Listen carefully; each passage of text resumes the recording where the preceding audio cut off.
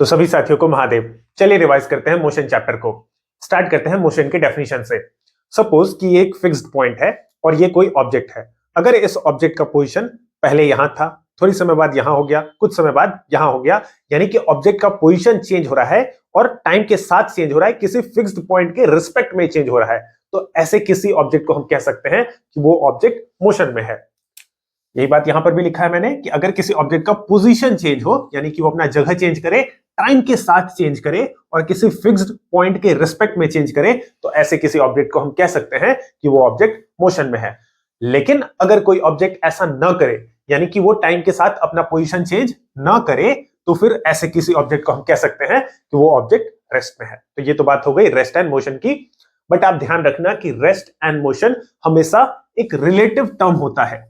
Relative term होने का ये मतलब है कि इसे हम हमेशा किसी के रिस्पेक्ट में बोलते हैं, किसी न किसी ऑब्जेक्ट के रेफरेंस में बोलते हैं। कोई भी ऑब्जेक्ट ना तो एब्सोल्यूट रेस्ट में होता है, ना तो एब्सोल्यूट मोशन में होता है। यानी कि सिंपल शब्दों में ये मतलब है कि ना तो किसी ऑब्जेक्ट को हम फुली मोशन में कह सकते हैं, ना तो फुली रेस्ट में कह सकते हैं। ये हमेशा किसी के रिस्पेक्ट में बताए जाते हैं, रेस्ट एंड मोशन। नेक्स्ट हम समझते हैं स्केलर एंड वेक्टर क्वांटिटीज किसे कहते हैं। तो ऐसे फिजिकल क्वांटिटीज जिन्हें केवल उनके मैग्नीट्यूड की हेल्प से डिस्क्राइब किया जा सके, उन्हें हम कहेंगे स्केलर क्वांटिटीज।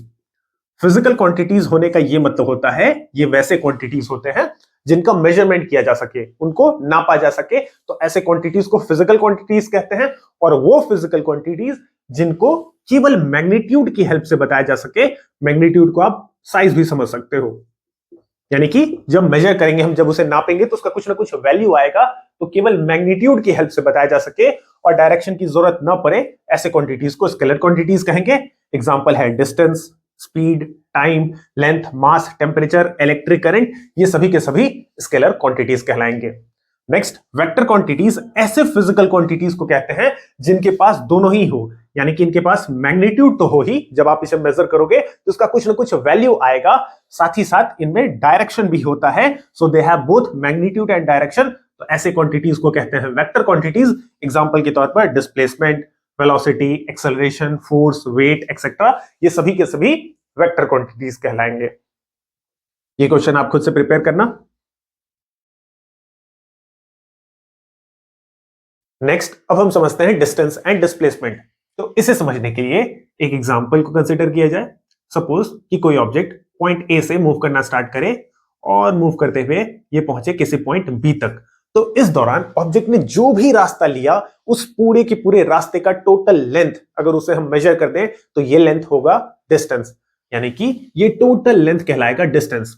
लेकिन पॉइंट ए और पॉइंट बी को कुछ ऐसे जोड़ा जाए कि इनके बीच एक स्मॉलेस्ट रास्ता बन जाए, एक शॉर्टेस्ट रास्ता बन जाए, तो इस रास्ते को कहेंगे डिस्प्लेसमेंट। ठीक है, पॉइंट ए और पॉइंट बी को ज्वाइन करने वाला जो सबसे छोटा रास्ता होगा, इसे डिस्प्लेसमेंट कहा जाएगा। Distance is the total length, पूरा का पूरा length of the path travelled. Object जब ट्रेवल करता है तो उस पूरे रास्ते का लंबाई distance, and displacement is the shortest path, जो सबसे छोटा रास्ता होगा between initial and final points. Initial मतलब जहां से ऑब्जेक्ट चलना स्टार्ट हुआ, और फाइनल पॉइंट यानी कि जहां तक ऑब्जेक्ट मूव किया, उन दोनों पॉइंट्स को ज्वाइन करते हुए एक सबसे छोटा रास्ता जो होगा, उस रास्ते को कहेंगे डिस्प्लेसमेंट। डिस्टेंस एक स्केलर क्वांटिटी होता है और डिस्प्लेसमेंट एक वेक्टर क्वांटिटी होता है। इसे तो हमने पीछे ही डिस्कस कर लिया था। इसे एक एग्जांपल से समझते हैं। अगर किसी ऑब्जेक्ट ने पॉइंट ए से मूव करना स्टार्ट किया और ए से मूव करके वो पहुंचा बी तक और बी से मूव करके पहुंचा सी तक, तो डिस्टेंस निकालने के लिए हम ऐड करेंगे A B length plus B C length, that is equal to 3 meter plus 4 meter equal to 7 meters. ये हो गया डिस्टेंस, ए से सी तक का डिस्टेंस। अगर हमें ए से सी तक का डिस्प्लेसमेंट निकालना हो तो हम एक छोटा रास्ता चूज करेंगे जो कि point A and point C को डायरेक्टली कनेक्ट कर दे, यानी कि ये रास्ता कहलाएगा displacement. This is the displacement. और इसका वैल्यू हम निकालेंगे कैसे यहां पर, तो हम यूज करेंगे पाइथागोरस थ्योरम। एसी का लेंथ इक्वल होगा √3 स्क्वायर प्लस 4 स्क्वायर, यानी कि √25, which is equal to 5 meters. और साथ ही साथ क्योंकि ये एक वेक्टर क्वांटिटी है, डिस्प्लेसमेंट एक वेक्टर क्वांटिटी है, तो हमें यहां डायरेक्शन बताना होगा, तो डायरेक्शन होगा along AC, 5 meter along AC. ऐसा हमें इसलिए लिखना पड़ा बिकॉज डिस्प्लेसमेंट एक वेक्टर क्वांटिटी होता है और वेक्टर क्वांटिटीज को हम हमेशा डायरेक्शन के साथ लिखते हैं। ये क्वेश्चन आप प्रिपेयर करना, आपको डिफरेंसेस लिखने हैं डिस्टेंस एंड डिस्प्लेसमेंट के बीच। अगला टॉपिक है स्पीड एंड वेलोसिटी। तो स्पीड हम किसे कहेंगे? स्पीड हमें बताता है कि ऑब्जेक्ट ने कितना डिस्टेंस ट्रेवल किया per unit time. Unit time का ये मतलब है कि वो 1 मिनट भी हो सकता है, 1 आवर भी हो सकता है, या फिर 1 सेकेंड भी हो सकता है। कितना डिस्टेंस ऑब्जेक्ट चल रहा है और कितने टाइम में चल रहा है, ये कहलाएगा उस ऑब्जेक्ट का स्पीड। ऐसा यूनिट ऑफ स्पीड याद रखिए, मीटर पर सेकेंड होता है। एवरेज स्पीड फाइंड करने के लिए हम टोटल डिस्टेंस को डिवाइड करते हैं टोटल टाइम से। तो ऑब्जेक्ट अगर इंटरवल्स के फॉर्म में चल रहा है, पॉइंट ए से पॉइंट बी से पॉइंट सी तक, तो टोटल डिस्टेंस को आप ऐड करोगे और टोटल टाइम से डिवाइड करोगे तो हमें मिल जाएगा एवरेज स्पीड। एक और टर्म भी समझिए, इंस्टेंटेनियस स्पीड किसे कहते हैं? किसी भी ऑब्जेक्ट का किसी पर्टिकुलर मोमेंट पर जो स्पीड होगा वो कहलाएगा इंस्टेंटेनियस स्पीड। फॉर एग्जांपल, अगर एक कार मूव कर रही है तो कार की मूव करते समय सपोज कि अगर हम ऐसा टाइम पूछ दें कि 5 बजे कार की स्पीड क्या थी, तो ये उसकी इंस्टेंटेनियस स्पीड हो जाएगी। 5:01 पर क्या स्पीड थी, तो ये इंस्टेंटेनियस स्पीड कहलाएगा। एवरेज स्पीड एक टाइम इंटरवल के लिए होता है, 5 बजे से लेकर 6 बजे तक जो भी स्पीड रहा होगा वो कहलाएगा एवरेज स्पीड। लेकिन इंस्टेंटेनियस स्पीड किसी एक फिक्स्ड इंस्टेंट ऑफ टाइम पर होता है, यानी कि एग्जैक्टली 5 बजे या एग्जैक्टली 5:10 पर क्या स्पीड था वो कहलाता है इंस्टेंटेनियस स्पीड। याद रखिएगा, अगर स्पीड किलोमीटर पर आवर में है और उसे हम चेंज करना चाहते हैं मीटर पर सेकंड में, तो हम मल्टीप्लाई कर सकते हैं 5/18 से। और अगर स्पीड मीटर पर सेकंड में हो, उसे हम अगर चेंज करना चाहें किलोमीटर पर आवर में, तो हम उससे मल्टीप्लाई कर सकते हैं 18/5 से। अब समझते हैं वेलोसिटी को। तो वेलोसिटी भी स्पीड के ही सिमिलर होता है, यानी कि वेलोसिटी भी हमें यही बताएगा कि कोई ऑब्जेक्ट कितना फास्ट ट्रेवल कर रहा है या फिर वो कितना स्लो ट्रेवल कर रहा है। लेकिन वेलोसिटी हमें उस ऑब्जेक्ट के स्पीड के साथ साथ उस ऑब्जेक्ट का डायरेक्शन भी बताएगा। तो सिंपल शब्दों में हम ये भी कहते हैं that velocity is the speed of an object with direction. और अगर हम इसे प्रॉपर्ली डिफाइन करें तो हम कहेंगे that it is the displacement travelled by an object per unit time. Unit time का मतलब आप समझते हो, 1 आवर के अंदर, 1 मिनट के अंदर या 1 सेकंड के अंदर। तो यूनिट टाइम के अंदर किसी ऑब्जेक्ट ने कितना डिस्प्लेसमेंट किया, ये उस ऑब्जेक्ट का वेलोसिटी कहलाएगा। सो velocity is the displacement per unit time. Average velocity निकालने के लिए हम टोटल डिस्प्लेसमेंट को डिवाइड करते हैं टोटल टाइम से। तो अगर कोई ऑब्जेक्ट पॉइंट ए से पॉइंट बी तक जा रहा है, फिर वो पॉइंट सी तक जा रहा है, पॉइंट डी तक जा रहा है, तो इस दौरान उसका जो भी डिस्प्लेसमेंट है, नेट डिस्प्लेसमेंट, इसे अगर हम डिवाइड कर दें टोटल टाइम से, तो हमें मिल जाएगा उस ऑब्जेक्ट का एवरेज वेलोसिटी। या फिर क्लास 9th के अंदर आप डायरेक्टली इस फॉर्मूले का भी यूज कर सकते हो to calculate average velocity. Initial velocity plus final velocity divided by 2 gives average velocity. अब समझते हैं इंस्टेंटेनियस वेलोसिटी का केस। बहुत ही सिंपल है। अगर वेलोसिटी किसी एग्जैक्ट टाइम पर पूछा जाए, किसी एग्जैक्ट मोमेंट ऑफ टाइम पर पूछा जाए, एग्जैक्टली 5:10, 6:50 पर एग्जैक्टली अगर पूछ दिया जाए वेलोसिटी किसी भी ऑब्जेक्ट का, तो ये बन जाएगा उस ऑब्जेक्ट का इंस्टेंटेनियस वेलोसिटी। या अगर स्पीड है तो इंस्टेंटेनियस स्पीड। तो ये टाइम इंटरवल के लिए होता है और ये किसी एग्जैक्ट टाइम के लिए होता है। इस क्वेश्चन का आंसर आप खुद से करना। नेक्स्ट हम समझते हैं एक्सेलेरेशन। तो एक्सेलेरेशन कहा जाता है कि वेलोसिटी किस रेट से चेंज हो रहा है, इसे एग्जांपल से समझिए एक्सेलरेशन को। सपोज कि एक बाइक है, इसकी वेलोसिटी है अभी 10 मीटर पर सेकंड, ठीक, और अगले 5 सेकंड में इसकी वेलोसिटी हो जाती है 30 मीटर पर सेकंड। 10 से 30 हो गया वेलोसिटी, ठीक है। इसके कंपैरिजन में एक कार है, इसकी वेलोसिटी भी है स्टार्टिंग में 10 मीटर पर सेकंड और अगले 5 सेकंड में इसकी वेलोसिटी बढ़कर हो जाती है 50 मीटर पर सेकंड।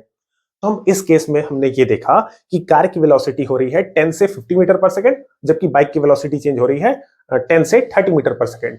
तो हम कहेंगे कार का एक्सेलरेशन ज्यादा है, क्योंकि कार का वेलोसिटी ज्यादा तेजी से चेंज हुआ सेम टाइम के अंदर। और बाइक के लिए हम कहेंगे कि इसका एक्सेलरेशन कम है, क्योंकि इसका वेलोसिटी कार के कंपैरिजन में स्लोली चेंज हुआ।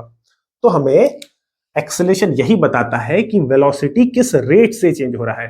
वेलोसिटी किस रेट से चेंज हो रहा है ये बताता है acceleration. Acceleration is equal to change in velocity upon time taken. Change in velocity हम निकाल सकते हैं easily, final velocity minus initial velocity, नीचे टाइम का टाइम रहेगा। तो इस तरीके से हमने एक्सेलरेशन का एक फॉर्मूला बना लिया। Acceleration is equal to final velocity minus initial velocity divided by time. तो यहां पर ध्यान रखिएगा, हम चेंज इन वेलोसिटी को डिवाइड कर रहे होते हैं टाइम से, हमें रेट देखना होता है। साथ ही साथ ये भी ध्यान रखिए, एक्सेलरेशन अगर पॉजिटिव है इट मींस कि वहां पर वेलोसिटी बॉडी का इंक्रीज होगा, वेलोसिटी बढ़ता रहेगा लगातार अगर एक्सेलरेशन का वैल्यू पॉजिटिव है। लेकिन अगर एक्सेलरेशन का वैल्यू नेगेटिव है, वेलोसिटी लगातार डिक्रीज होता रहेगा और लास्टली ऑब्जेक्ट जाकर रुक जाएगा, वेलोसिटी जीरो हो जाएगा। क्लास 9th के अंदर हम लोगों ने एक्सेलरेशन को नाम दिया है, नेगेटिव एक्सेलरेशन को हमने नाम दिया है रिटार्डेशन या डिसेलरेशन। ठीक है, तो रिटार्डेशन या डिसेलरेशन याद रखिएगा नेगेटिव एक्सेलरेशन के लिए हम कहते हैं। तो अब हमारा नेक्स्ट टॉपिक है uniform and non uniform motion. पहले समझते हैं यूनिफॉर्म मोशन को। तो अगर कोई ऑब्जेक्ट इक्वल डिस्टेंस ट्रैवल करे और इक्वल टाइम के अंदर ट्रैवल करे तो ऐसे किसी मोशन को हम कहेंगे यूनिफॉर्म मोशन। इसे एग्जांपल से समझते हैं। सपोज कि कोई कार है जो कि पॉइंट ए से मूव कर रहा है पॉइंट बी तक, तो इस दौरान इसने डिस्टेंस ट्रैवल किया 10 मीटर्स का और टाइम लगा इसे 1 सेकंड का, because 1 second minus 0 second, time लगा 1 सेकंड का। फिर ये कार पॉइंट बी से पहुंचा पॉइंट सी तक, इस दौरान भी इसने ट्रैवल किया 10 मीटर का distance, 20 meter minus 10 meter is 10 meter, तो डिस्टेंस चला ये 10 मीटर और टाइम अभी भी इसे लग रहा है 1 सेकंड का। 2 सेकंड माइनस 1 सेकंड, टाइम लग रहा है 1 सेकंड का। फिर ये कार पॉइंट सी से पहुंचा पॉइंट डी तक और इस दौरान इसने अगेन ट्रैवल किया 10 मीटर। तो आप देखो हर बार ये 10 मीटर्स का ही डिस्टेंस ट्रैवल कर रहा है और टाइम इसे हर बार लग रहा है 1 सेकंड, 1 सेकंड, 1 सेकंड। तो ऐसे किसी मोशन को हम कहते हैं यूनिफॉर्म मोशन, जब ऑब्जेक्ट इक्वल डिस्टेंस ट्रैवल करे और इक्वल टाइम के अंदर ट्रैवल करे, that is the case of uniform motion. Equal distance in equal interval of time. ठीक है, ये यूनिफॉर्म मोशन। नेक्स्ट अब हम समझते हैं नॉन यूनिफॉर्म मोशन। तो इसका ऑपोजिट हो जाएगा, यानी कि ऑब्जेक्ट अनइक्वल डिस्टेंस ट्रैवल करेगा और इक्वल टाइम के अंदर ट्रैवल करेगा। एग्जांपल से समझिए। सपोज किसी कार ने पॉइंट ए से पॉइंट बी तक मूव करना स्टार्ट किया, तो ए से बी तक ये चलता है 2 मीटर्स और 2 मीटर्स चलने में इसे टाइम लगा 1 सेकंड का। अब ये कार पॉइंट बी से आया पॉइंट सी तक और इस दौरान ये चलता है 5 meters minus 2 meter is equal to 3 meters. तो पहले वो कार चल रहा था 2 मीटर, अगले पॉइंट में वो चला 3 मीटर्स और टाइम अभी भी इससे 1 सेकंड लग रहा है। पहले केस में भी टाइम लगा 1 सेकंड, नेक्स्ट केस में भी टाइम लगा 1 सेकंड। अब ये कार पॉइंट सी से आया पॉइंट डी तक और इस दौरान इसने ट्रैवल किया 1 मीटर और टाइम अगर आप अभी भी आप देखो तो इस दौरान भी टाइम है 1 सेकंड। तो इस बार आप देख सकते हो कि टाइम तो हर जगह इक्वल है, अभी भी पॉइंट ए से पॉइंट बी तक 1 सेकंड लगा, पॉइंट बी से पॉइंट सी तक अगेन 1 सेकंड, पॉइंट सी से पॉइंट डी तक अगेन 1 सेकंड, लेकिन डिस्टेंसेस अलग है, 2 मीटर्स, 3 मीटर, 1 मीटर। तो ऐसे किसी मोशन को हम कहते हैं non uniform motion. Time same हो लेकिन डिस्टेंस ऑब्जेक्ट अलग अलग ट्रैवल करे सेम टाइम के अंदर, तो that is the case of non uniform motion. याद रखिएगा इसका ऑपोजिट भी ट्रू होगा, यानी कि ऑब्जेक्ट अगर इक्वल डिस्टेंस चले लेकिन टाइम बदल जाए, पहले चलने में उसे अगर लगे 5 सेकंड, फिर 10 सेकंड, कभी 3 सेकंड, 2 सेकंड, तो डिस्टेंसेस अगर सेम है अलग अलग इंटरवल्स में लेकिन टाइम अगर अलग अलग है तो वो भी नॉन यूनिफॉर्म मोशन ही कहलाएगा। नॉन यूनिफॉर्म मोशन के कुछ एग्जांपल्स ध्यान में रखिएगा। कोई भी फ्रीली फॉलिंग ऑब्जेक्ट अगर किसी ऑब्जेक्ट को ऊपर से ड्रॉप करवाया जाए तो ये नॉन यूनिफॉर्म का केस बनता है, बिकॉज ऑब्जेक्ट की वेलोसिटी बढ़ते रहेगी। ठीक है, अगर कोई ट्रेन प्लेटफॉर्म ए से स्टार्ट होकर किसी अगले प्लेटफॉर्म पर जाए या किसी अगले स्टेशन पर जाए तो इस दौरान भी वो नॉन यूनिफॉर्म मोशन कर रहा होगा, क्योंकि स्टार्टिंग में वेलोसिटी धीरे धीरे बढ़ रही होगी तो वो कम डिस्टेंस ट्रैवल करेगा, फिर वेलोसिटी ज्यादा तो वो ज्यादा डिस्टेंस ट्रैवल करेगा, फिर अगले स्टेशन तक जब वो पहुंचेगा तो फिर से स्पीड घटेगी तो डिस्टेंस कम ट्रैवल करेगा। तो इसलिए ये जो ट्रेन का केस होता है कि एक स्टेशन से चलकर वो दूसरे स्टेशन तक जाए, ये भी नॉन यूनिफॉर्म मोशन का ही एग्जांपल होता है। ये कुछ क्वेश्चंस आपसे पूछे जाते हैं। नेक्स्ट टॉपिक है इक्वेशंस ऑफ मोशन। तो याद रखिएगा हमारे पास 3 इक्वेशंस ऑफ मोशन है जो कि सर आइजैक न्यूटन ने दिए थे। पहला इक्वेशन है v is equal to U plus A T, second equation s equal to U T plus half A T square, third equation v square minus U square equal to 2as। ठीक है, तो तीनों equations आप ध्यान में रखोगे, numerical को solve करते समय काम आएगा। क्लास 9 के अंदर ज्यादातर केसेस में आपको एक्सेलरेशन कांस्टेंट देखने को मिलेगा, बट अगर आपसे पूछा जाए कि इन इक्वेशंस को हम कब यूज करते हैं तो उसके लिए एक बहुत ही जरूरी कंडीशन है कि एक्सेलरेशन शुड बी कांस्टेंट। अगर एक्सेलरेशन कांस्टेंट नहीं है तो हम इन इक्वेशंस को अप्लाई नहीं कर सकते। ठीक है, बट क्लास 9 के अंदर मोस्ट ऑफ द केसेस में आपका एक्सेलरेशन कांस्टेंट ही गिवन होता है क्वेश्चन के अंदर, तो आप डायरेक्टली इन इक्वेशंस को यूज कर सकते हो। तो चलो अब डिस्कस करते हैं इस चैप्टर में आने वाले ग्राफ्स को। तो पहले टाइप का ग्राफ है डिस्टेंस टाइम ग्राफ या DT graph. Simply distance time graph का स्लोप हमें बताता है स्पीड।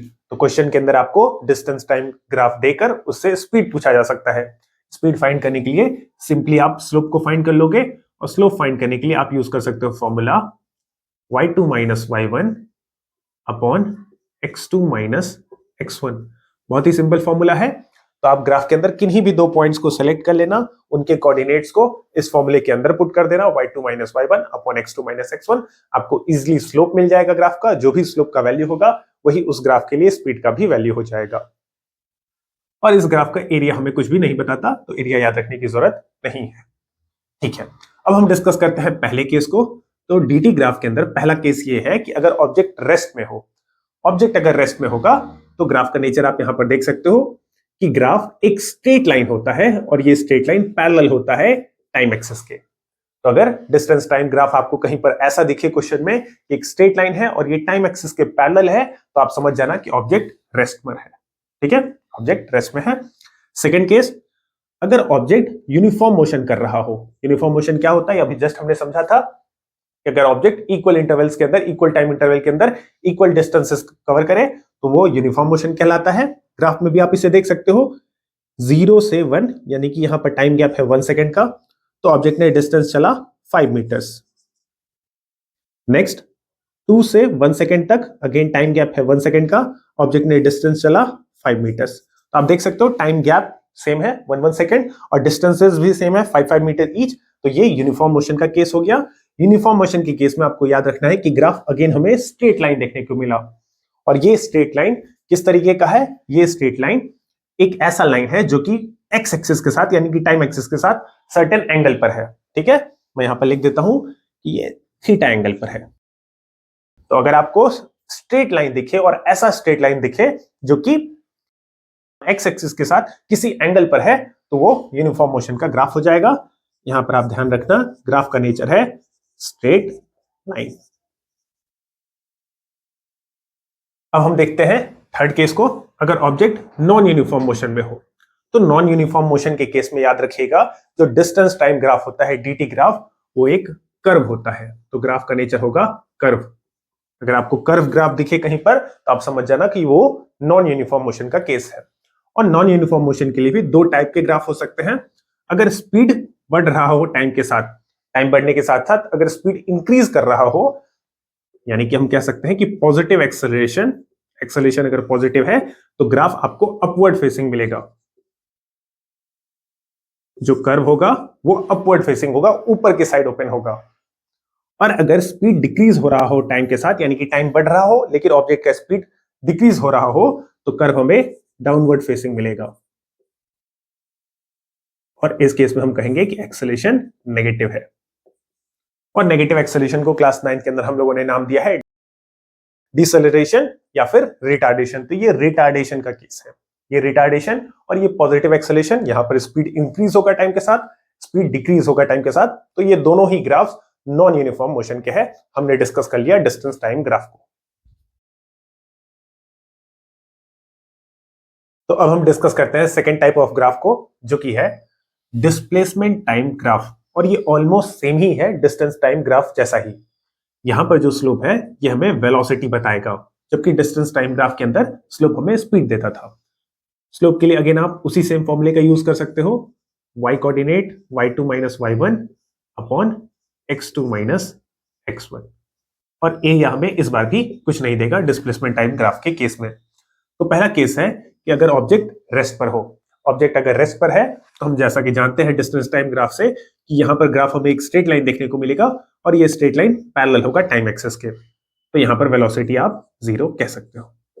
वेलोसिटी अगर 0 है यानी कि ऑब्जेक्ट रेस्ट पर है, तो ग्राफ पैरेलल होगा टाइम एक्सिस के। सेकंड केस, अगर ऑब्जेक्ट होगा यूनिफॉर्म मोशन के अंदर, तो ऑब्जेक्ट यूनिफॉर्म मोशन में हो अगर, तो ग्राफ का नेचर होगा एक स्ट्रेट लाइन। और ये स्ट्रेट लाइन, ग्राफ का नेचर है स्ट्रेट लाइन, एंड ये लाइन एक्स एक्सिस के साथ, यानी कि टाइम एक्सिस के साथ सर्टेन एंगल पर होगा।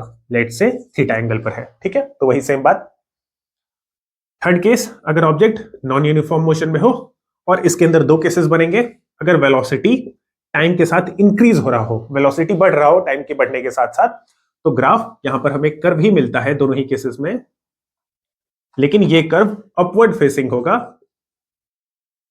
अपवर्ड फेसिंग अगर एक्सेलेरेशन पॉजिटिव हो, अगर एक्सेलेरेशन पॉजिटिव हो या फिर वेलोसिटी टाइम के साथ इंक्रीज हो रहा हो, दोनों सेम ही बातें हैं। एक्सेलेरेशन पॉजिटिव होगा, ग्राफ अपवर्ड फेसिंग, और वेलोसिटी अगर टाइम के साथ बढ़ रहा है, सेम ही बातें हैं। अगर वेलोसिटी टाइम के बढ़ने के साथ साथ डिक्रीज हो रहा है, यानी कि टाइम तो इंक्रीज हो रहा है बट वेलोसिटी डिक्रीज कर रहा है, तो ग्राफ का नेचर जो होगा वो कर्व डाउनवर्ड फेसिंग होगा, डाउनवर्ड फेसिंग कर्व हमें देखने को मिलेगा यहां पर।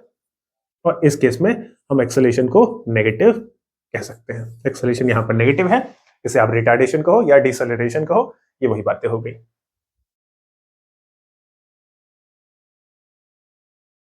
चलो अब डिस्कस करते हैं third and the last type of graph, जो कि है स्पीड टाइम ग्राफ या फिर वेलोसिटी टाइम ग्राफ। तो ये ऑलमोस्ट सिमिलर ही होते हैं, तो इसीलिए हम इन्हें एक साथ ही समझ लेंगे। तो याद रखना पहला पॉइंट कि स्पीड टाइम ग्राफ हो या वेलोसिटी टाइम ग्राफ हो, इन दोनों ही ग्राफ्स में जो स्लोप का वैल्यू होगा वो हमें एक्सेलरेशन देगा, दोनों ही ग्राफ्स में स्लोप हमें एक्सेलरेशन देगा।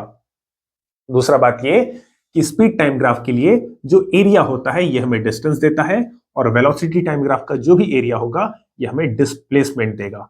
ठीक है, तो ये बातें ध्यान में रखना कि दोनों ही ग्राफ्स के लिए स्लोप का वैल्यू हमें एक्सेलरेशन देगा, स्पीड टाइम ग्राफ का जो एरिया होगा ये हमें डिस्टेंस देगा, वेलोसिटी टाइम ग्राफ का जो एरिया होगा ये हमें डिस्प्लेसमेंट देगा। अब हम डिस्कस करते हैं इसके केसेस को। तो पहला केस ये है कि जब बॉडी मूव कर रहा हो यूनिफॉर्म या फिर कांस्टेंट वेलोसिटी या कांस्टेंट स्पीड के साथ। तो पहले इसका मतलब समझो, कांस्टेंट स्पीड या कांस्टेंट वेलोसिटी का मतलब है कि जो भी वैल्यू होगा स्पीड या वेलोसिटी का वो फिक्स्ड होगा। लेट्स से वेलोसिटी है अगर 5 मीटर पर सेकंड, तो यही सेम वेलोसिटी होगा, ये चेंज नहीं होगा, इसी को कहते हैं कांस्टेंट वेलोसिटी या uniform velocity. Same applies with the speed, speed का जो भी वैल्यू होगा वो फिक्स्ड होगा। ठीक है, तो अगर ऐसा कंडीशन है तो उस केस में स्पीड टाइम ग्राफ या वेलोसिटी टाइम ग्राफ कुछ इस तरीके का देखने को हमें मिलेगा। इस ग्राफ को अगर हम समझे तो यहां पर हमें एक स्ट्रेट लाइन देखने को मिल रहा है, और ये स्ट्रेट लाइन टाइम एक्सिस के पैरेलल है। ठीक है, तो ये ग्राफ तब बन रहा है, इस तरीके का स्पीड टाइम ग्राफ या वेलोसिटी टाइम ग्राफ हमें देखने को तब मिलेगा जब स्पीड या वेलोसिटी जो है वो कांस्टेंट हो, यानी कि फिक्स्ड हो। तो इस तरीके के ग्राफ को देखकर ये मत सोच लेना कि ऑब्जेक्ट रेस्ट में है, ऑब्जेक्ट मूव कर रहा है बट वेलोसिटी उसका हर जगह सेम रहेगा, कितने समय बाद भी अगर हम देखें तो वेलोसिटी फिक्स्ड रहेगा, इसलिए हमें यहां पर स्ट्रेट लाइन देखने को मिला। हाँ, अगर इस ग्राफ के अंदर एक्सेलरेशन की अगर हम बात करें तो एक्सेलरेशन यहां पर 0 हो जाएगा। क्यों?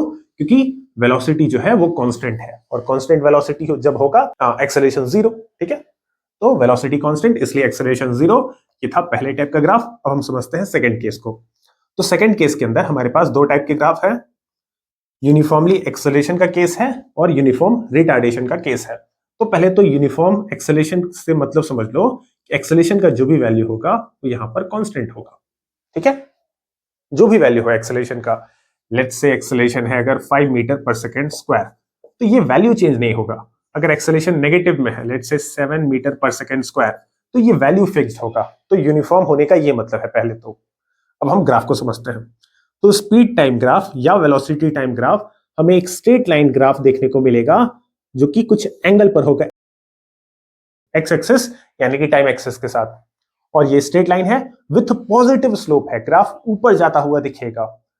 इस केस में समझ जाना कि यूनिफॉर्म एक्सेलरेशन है, यानी कि एक्सेलरेशन जो है ये यहां पर पॉजिटिव है, एक्सेलरेशन पॉजिटिव है, वेलोसिटी बढ़ रहा होगा, वेलोसिटी या स्पीड जो भी कहो वो बढ़ रहा होगा, और ग्राफ का नेचर तुम्हें ऐसा देखने को मिलेगा, ग्राफ ऊपर की साइड जा रहा होगा ग्राफ का लाइन, और अगेन ये एक स्ट्रेट लाइन ही होगा जो कि टाइम एक्सिस या एक्स एक्सिस के साथ सर्टेन एंगल पर होगा। ठीक है, अगला केस है यूनिफॉर्म रिटार्डेशन। रिटार्डेशन मतलब समझते हो, एक्सेलरेशन यहां पर नेगेटिव होगा, जो वेलोसिटी है या जो स्पीड है वो टाइम के साथ डिक्रीज हो रहा होगा, नेगेटिव जा रहा होगा स्लोप। ठीक है, तो लाइन हम देख सकते हैं कि ये नीचे जा रहा है, ऑल्दो ये भी एक स्ट्रेट लाइन ही है ये, लेकिन नीचे के साइड जा रहा है, यहाँ पर एक्सेलरेशन नेगेटिव है, स्लोप नेगेटिव है। तो इस तरीके का अगर ग्राफ देखने को मिले तो समझ लेना कि यूनिफॉर्म रिटार्डेशन का केस है, एक्सेलरेशन है बट एक्सेलरेशन नेगेटिव है, वेलोसिटी डिक्रीज हो रही है बॉडी की। तो ये कुछ ग्राफ्स थे फ्रॉम स्पीड टाइम ग्राफ या वेलोसिटी टाइम ग्राफ। इसके अंदर और भी कई सारे केसेस होते हैं, लेकिन सारे केसेस हमें डिस्कस करने की जरूरत नहीं है फिलहाल। इस चैप्टर का लास्ट टॉपिक है uniform circular motion. Circular motion क्या होता है ये हम सभी जानते हैं। अगर कोई ऑब्जेक्ट सर्कुलर पाथ पर घूम रहा है तो इसे ही कहा जाएगा circular motion. Uniform circular motion, जिसे शॉर्ट में मैं लिख देता हूं यूसीएम, यानी कि यूनिफॉर्म सर्कुलर मोशन, हम तब कहते हैं जब कोई ऑब्जेक्ट सर्कुलर पाथ पर मूव करे लेकिन इस ऑब्जेक्ट का स्पीड जो है वो कांस्टेंट हो, यानी कि स्पीड चेंज नहीं होगा, स्पीड का कुछ ना कुछ एक फिक्स्ड वैल्यू होगा, 10 मीटर पर सेकेंड, 20 मीटर पर सेकेंड। अगर स्पीड कांस्टेंट है और कोई ऑब्जेक्ट सर्कुलर मोशन में मूव करे तो इसी मोशन को कहेंगे यूनिफॉर्म सर्कुलर मोशन। याद रखिएगा मैंने कहा है कि स्पीड कांस्टेंट होता है, जबकि यूनिफॉर्म सर्कुलर मोशन के केस में जो वेलोसिटी है ये वेरिएबल होगा, यानी कि वेलोसिटी चेंज हो रहा होगा। ये कैसे हो सकता है सर? बिल्कुल हो सकता है। स्पीड तो कांस्टेंट है, वेलोसिटी इसलिए चेंज होता है बिकॉज यूनिफॉर्म सर्कुलर मोशन के हर एक पॉइंट पर ऑब्जेक्ट का डायरेक्शन चेंज हो रहा होता है। यहां पर आप देखो, कभी डायरेक्शन इस साइड है, कभी डायरेक्शन नीचे, कभी डायरेक्शन इस साइड, तो हर एक पॉइंट पर ऑब्जेक्ट का डायरेक्शन चेंज होता है और डायरेक्शन की चेंज होने के कारण वेलोसिटी चेंज होता रहता है, यानी कि वेलोसिटी जो है वो वेरिएबल है। इसीलिए हम ये भी कह सकते हैं कि यूनिफॉर्म सर्कुलर मोशन एक एग्जांपल है एक्सेलरेटेड मोशन का। यूनिफॉर्म सर्कुलर मोशन में हमेशा एक्सेलरेशन का कुछ ना कुछ वैल्यू जरूर होगा, तो इसे हम लिख सकते हैं acceleration is not equal to zero. Not equal to zero यानी कि एक्सेलरेशन कभी भी जीरो नहीं हो सकता, हमेशा कुछ ना कुछ एक्सेलरेशन का वैल्यू जरूर होगा। तो इसलिए मैंने यहां पर लिखा है uniform circular motion is an accelerated motion. याद रखिएगा ये क्वेश्चन भी आपसे पूछा जा सकता है। डेफिनेशन ये है, when a body moves along a circular path, अगर कोई ऑब्जेक्ट, कोई बॉडी सर्कुलर पाथ में मूव करे लेकिन उसका स्पीड जो है वो कांस्टेंट हो, यानी कि यूनिफॉर्म हो, तो ऐसे किसी मोशन को कहेंगे यूनिफॉर्म सर्कुलर मोशन। इसके कुछ एग्जांपल्स ध्यान रख सकते हो, the motion of moon around the earth, the motion of satellites orbiting around the earth, ये सब कुछ एग्जांपल्स हो गए यूनिफॉर्म सर्कुलर मोशन के। इस टाइप ऑफ मोशन के लिए हम फॉर्मूला यूज कर सकते हैं velocity equal to 2 pi R upon time. हम जानते हैं कि जो स्पीड होता है वो होता है डिस्टेंस अपॉन टाइम, और यूनिफॉर्म सर्कुलर मोशन के अंदर जो टोटल डिस्टेंस आप फाइंड करोगे वो हो जाएगा सर्कल का सरकमफरेंस, जिसके लिए हम डिस्टेंस के लिए लिख सकते हैं 2 पाई आर और टाइम नीचे डिवाइड में रहेगा। So velocity is equal to 2 pi R by time. तो इसी के साथ हमारे इस चैप्टर का रिवीजन यहीं पर खत्म हो जाता है। महादेव।